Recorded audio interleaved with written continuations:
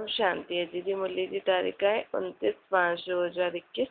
आज मिठा मिठा शिव बाबा ब्रह्माचंद द्वारा चवनि था, मीठे मीठे बच्चे ॿार बाप जी याद में वेठा आहिनि। ये श्रीमत अर्थात श्रेष्ठ श्रेष्ठ मत मिली आहे। याद जी यात्रा ॾाढी मिठी आहे। ॿार नंबरवार पुरुषार्थ अनुसार ॼाणंदा आहिनि कि जेतिरो बाप खे यादि कंदासीं ओतिरो बाबा स्वीट लॻंदो।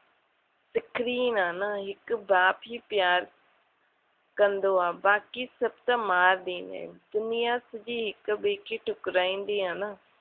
बाप प्यार कंदो आहे, हुनखे सिर्फ़ु तव्हां ॿार ई ॼाणंदा आहियो।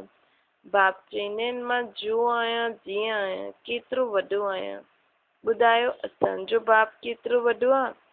त चवंदा आहिनि बिंदी आहे, ऐं ॿियो त कोई ॼाणंदो ई न आहे।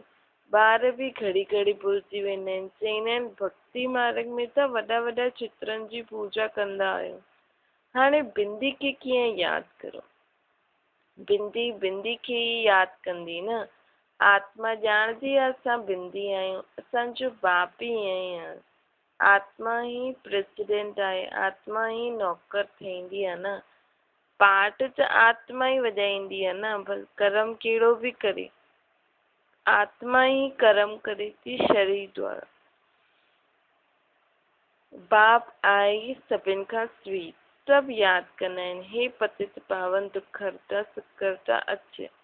हाणे तव्हां ॿारनि खे इहे निश्चय आहे न, असां जंहिंखे बिंदी चवंदा आहियूं उहो ॾाढो सूक्ष्म आहे, ॾाढी महिमा भारी आहे हुनजी। भल महिमा ॻाईंदा बि आहिनि, ज्ञान जो सागर शांति जो सागर, परंतु सम्झंदा न आहिनि कि वो कीअं अची करे असांखे सुख ॾींदो। मिठा मिठा चिल्ड्रन हर हिकु सम्झी सघंदा आहिनि केरु केरु केतिरो श्रीमत ते हलंदो। परमात्मा पंहिंजी अलॻि अलॻि मत ॾेई करे असांखे शांत कंदो आहे, सुख जो अनुभूति कराईंदो आहे, पवित्र ठाहींदो आहे। इन रीति ही परमात्मा पाण खे सुख शांति पवित्रता संपत्ति गुण शक्ति ॾींदो आहे, पंहिंजे अलॻि अलॻि ज्ञान जी पॉइंट द्वारा। श्रीमत मिलंदी आहे सर्विस करण लाइ। बाबा जो हिकु हिकु पॉइंट पाण धारण कंदासीं त पाण खे शांति सुख सर्व ज्ञान शक्तियूं गुण सभु अची वेंदा। ॾाढा माण्हू बीमार रोगी आहिनि न, ॾाढो ई बाबा चवंदा आहिनि ॾाढा ई आहिनि जो हेल्दी बि आहिनि। भारतवासी ॼाणंदा आहिनि सतयुग में आयु ॾाढी वॾी एवरेज 125-150 वर्ष हूंदी आहे। हर हिकु पंहिंजी फुल आयु पूरी कंदो आहे। इहे त बिल्कुलु ई छीछी दुनिया आहे जो बाक़ी थोरो समय आहे।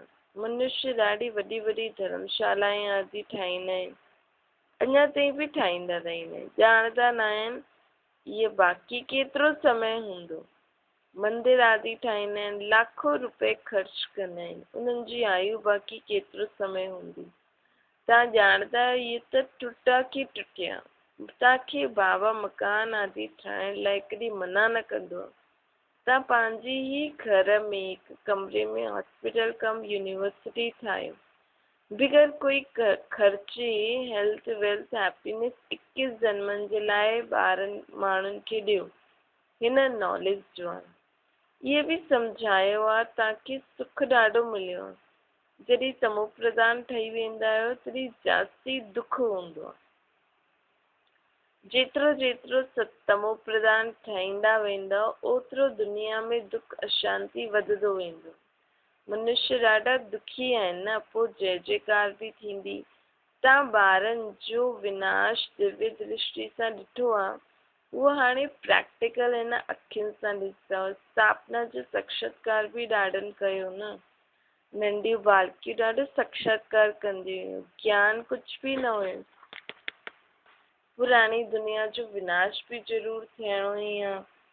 तव्हां ॿार ॼाणंदा आहियो बाप ई अची करे स्वर्ग जो वरसो ॾींदो आहे, परंतु ॿारनि खे पोइ पूरो पुरुषार्थ बि करणो खपे, उच्च पद पाइणो आहे। तव्हां ॿारनि खे बाप वेही करे सभु ॻाल्हियूं सम्झाइनि था, उहो थोरी ॼाणंदा आहिनि बाक़ी थोरो समय आहे। बाप चवंदा आहिनि मां आहियां दाता, मां तव्हांखे ॾियण आयो आहियां न। मनुष्य चईंदा आहिनि पतित पावन अची करे असांखे पावन ठाहे। बाप चईंदा आहिनि पहिरियों त केतिरा समझदार सतो प्रधान हुयो, हाणे त तमो प्रधान ठही विया आहियो। तव्हांजी बुद्धि में बि सभु आयो आहे न।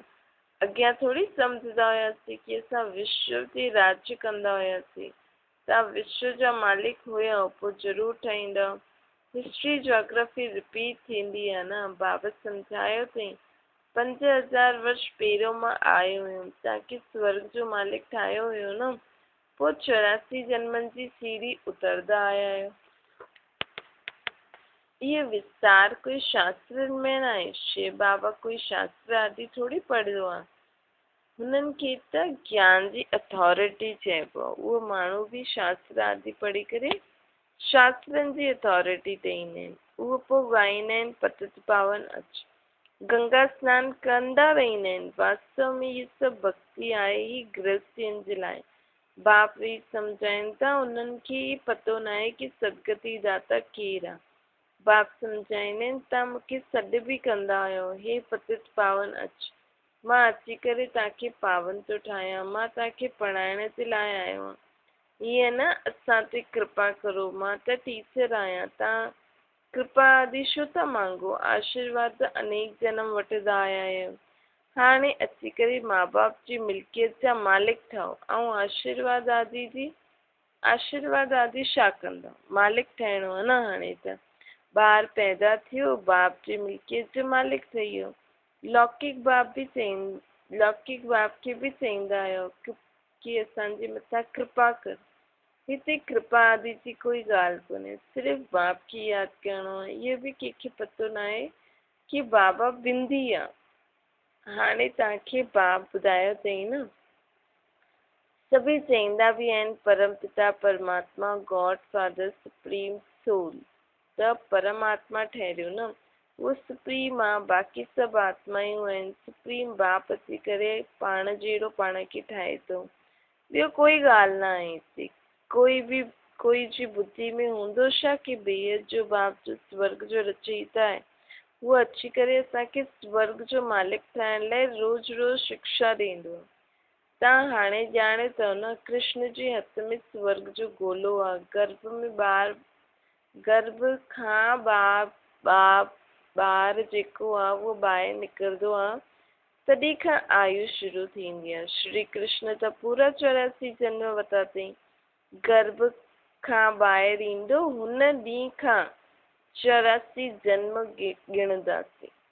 लक्ष्मी नारायण खे त वॾो थियण में 30-35 वर्ष लॻंदा, त उहा 30-35 वर्ष 5000 साल खां कम थी विया न।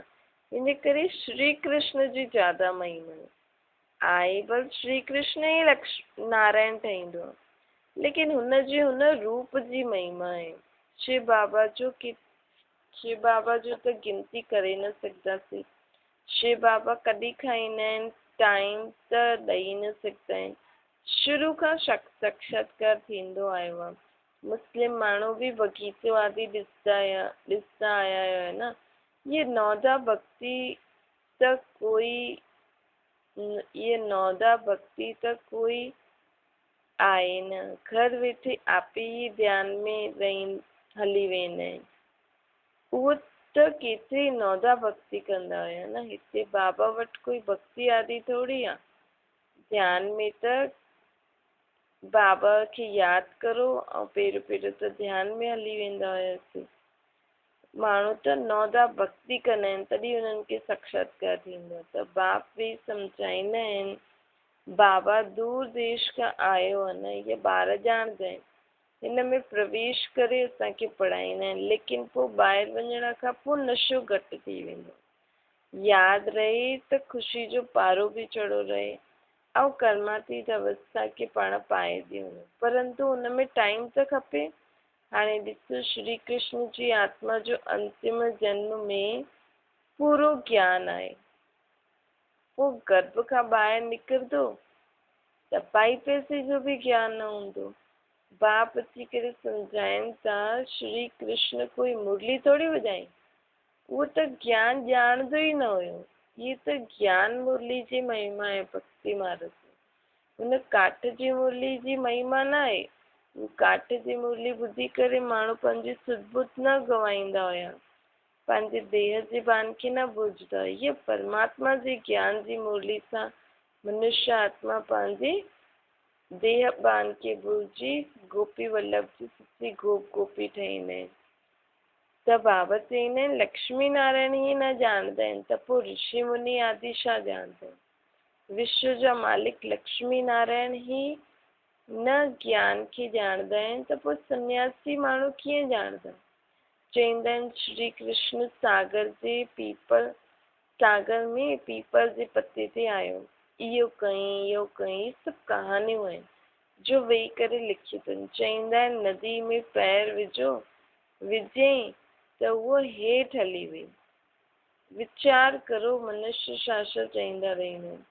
हाणे बाप सम्झाईंदा आहिनि कोई बि उल्टी सिल्टी ॻाल्हियुनि ते विश्वास न करणु खपे। शास्त्र आदि केतिरा मनुष्य पढ़ंदा आहिनि। बाप चईंदा आहिनि जेको बि पढ़ियल आहे सभु भुलो, हिन देह खे बि भुली वञो। आत्मा ई हिकु शरीर छॾे करे ॿियो वठी करे पातजाईंदी आहे। भिन्न भिन्न नाम रूप देश छोलो पाईंदी आहे। हाणे बाप चईंदा आहिनि ये छीछी वस्त्र आहे न। आत्मा और शरीर ॿई पतित आहिनि। आत्मा खे ही श्याम और सुंदर चइबो आहे। आत्मा पवित्र हुई त सुंदर हुई, हाणे कामचिता ते वेही करे कारी थी वई आहे। हाणे वरी बाप ज्ञान चिता ते विहारे थो। पतित पावन बाप चईंदो आहे मूंखे यादि करो त इहे खाद तव्हांजी निकिरी वञे। आत्मा में ई खाद पईंदी आहे न। कलयुग अंत में तव्हां ग़रीब आहियो, हुते सतयुग में पोइ तव्हां सोने जे महल ठाहींदा। वंडर आहे न, हिते हीरनि खे ॾिसो, हिते हीरनि जो ॾिसो केतिरो मान आहे, हुते त पत्थर मिसल हूंदा। हाणे तव्हां बाप खां ज्ञान रत्ननि जी झोली भरो था न। लिखियल बि आहे सागर सां रत्ननि जी थालियूं भरी करे आयूं। सागर सां जेतिरो बि खपे ओतिरो वठो। परंतु ये कहिड़े गायन कंहिंजे लाइ गायन आहे? परमात्मा बाप जे लाइ। परमात्मा बाप ज्ञान जो सागर आहे न। हुन सागर खां जेतिरो ज्ञान खपे तव्हांखे ज्ञान जा रतन उहो वठो। पंहिंजी खानियूं सभु भरपूर थी वेंदियूं आहिनि सत्संग में। तव्हां साक्षात्कार बि कयो अथव। माया मच्छिंदर जो बि खेल ॾेखारींदा आहिनि न। उन ॾिठे सोने जी ईटियूं पयूं आहिनि त खणी वञो। हेठि आयो त कुझु हुयो ई न। उहो त उते त सोने जी ईटियुनि सां ई महल ठहींदा न। ये माण्हुनि साक्षात्कार में ॾिठो, परंतु पाण असली में ॾिसंदासीं सत्संग में। इहे ख़्यालात अचणा खपनि त ख़ुशी जो पारो चढ़े। बाप जो परिचय ॾियणो। श्री बाबा 5000 वर्ष पहिरियों बि आयो हुयो। हाणे कंहिंखे पतो न आहे। तव्हां ॼाणंदा आहियो 5000 वर्ष पहिरियों बि अची करे असांखे राजयोग सेखारियो हुई न। कल्प कल्प तव्हांखे सेखारींदो। जो अची करे ब्राह्मण ठहींदा आहिनि उहो ई पोइ देवता ठहींदा। विराट रूप बि ठाहिबो आहे न। हुन में ब्राह्मणनि जी चोटी गुम थी वई आहे। ब्राह्मणनि जो कुल ॾाढो उत्तम ॻायल आहे। उहो आहिनि जिस्मानी, तव्हां आहियो रूहानी। असां बस शरीर असांजो कलयुगी आहे, लेकिन आत्मा त पक्की ब्राह्मण जो नियम मर्यादा पालन करे थी न शरीर वारो। त असां रूहानी ब्राह्मण आहियूं। उहो त पंहिंजे पाण खे जिस्मानी ब्राह्मण चईंदा आहिनि। अर्थात उहो कुख वंशावली आहिनि। पाण मुख वंशावली ब्राह्मण आहियूं। तव्हां सच्ची कथा ॿुधो था न। ये सत्यनारायण जी कथा, अमर कथा चओ, तीजड़ी जी कथा अथव चओ। तव्हांखे हाणे अमर कथा ॿुधी करे बाबा अमर ठातो अथई।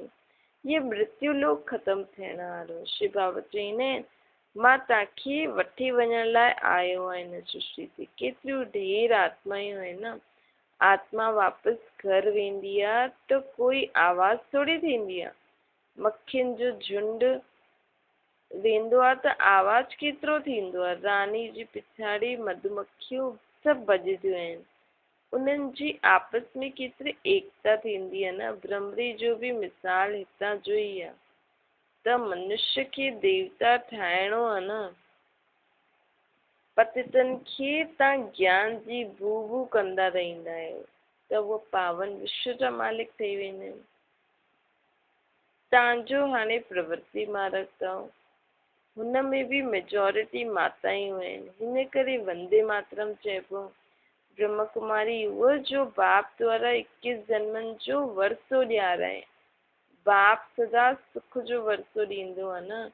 जो सर्विस कंदा, लिखंदा, पढ़ंदा, उहो थींदा नवाब।